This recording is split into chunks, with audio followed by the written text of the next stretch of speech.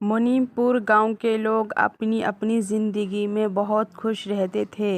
मुनीमपुर गांव से पहले एक बड़ा जंगल पड़ता था। उस गांव के लोग शहर जाते थे या किसी काम से बाहर जाते थे, वे जंगल के रास्ते से ही जाते थे। वे जंगल का रास्ता उन लोगों के लिए एक आम सा रास्ता हो गया था।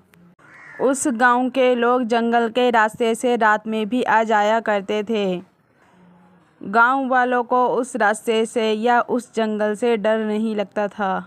एक दिन शामू और बिक्की को काम पे से लेट हो जाता है।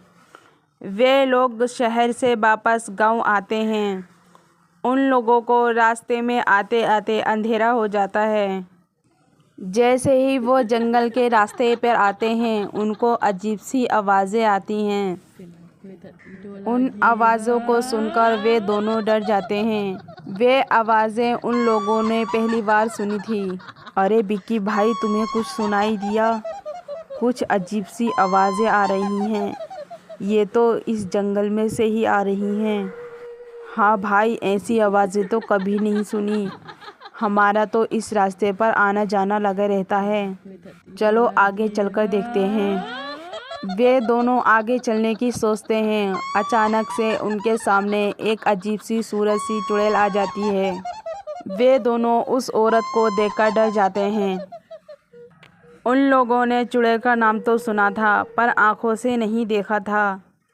उस चुड़ैल को देखकर वे दोनों तो डर जाते हैं, पर बिक्की नाम का लड़का हिम्मत वाला था। वे डरते डरते उस चुड़ैल से बोलता है, अरे बहन जी, तुम हमारे सामने क्यों आ गई हो? हमें अपने घर जाना है, हमें जाने दो। अगर तुम रास्ता भटक गई हो अपने घर का तो हम बता देंगे। बताओ तुम्हें कहाँ जाना है, हम तुम्हें रास्ता बता देंगे।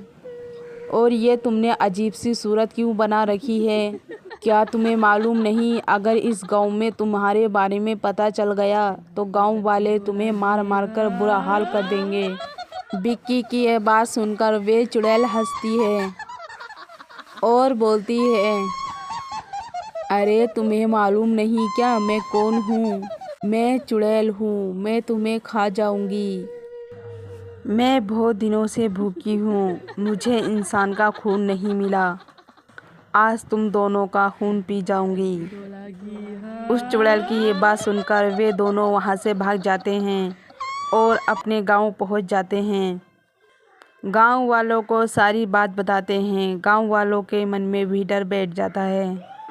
सब गांव वाले उस जंगल के रास्ते से दिन में ही जाते थे और रात होने से पहले घर वापस आ जाते थे। जितने भी आसपास के गांव थे, उन गांवों में भी इस चुड़ैल का वाक़या चल रहा था।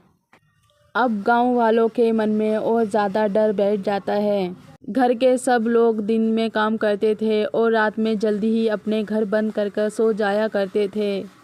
पर बिक्की नाम का जो व्यक्ति था, उसको इस चुड़ैल की बात पर यकीन नहीं आता। बिक्की ने उस चुड़ैल को सामने से देखा था, फिर भी उसको उस पर यकीन नहीं आता।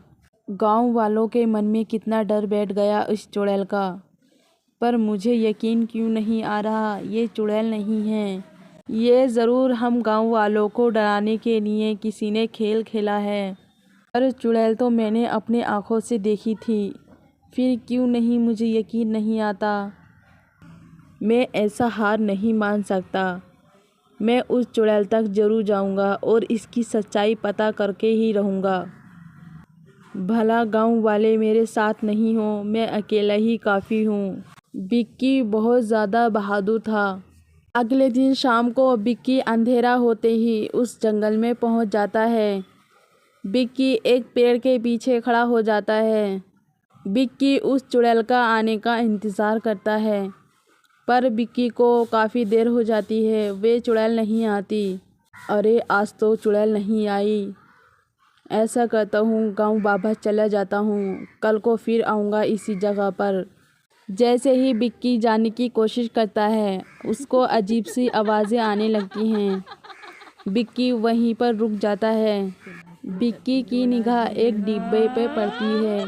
डरावनी आवाज़ें उस डिब्बे से आ रही थीं। विक्की समझ जाता है यहाँ पर कोई इंसान है। विक्की आगे जाकर देखता है, वे देखता है एक आदमी और एक औरत बातें कर रहे थे। अरे सुमिता, तुम आगे जाओ और उस चुड़ैल के कपड़े पहन लो।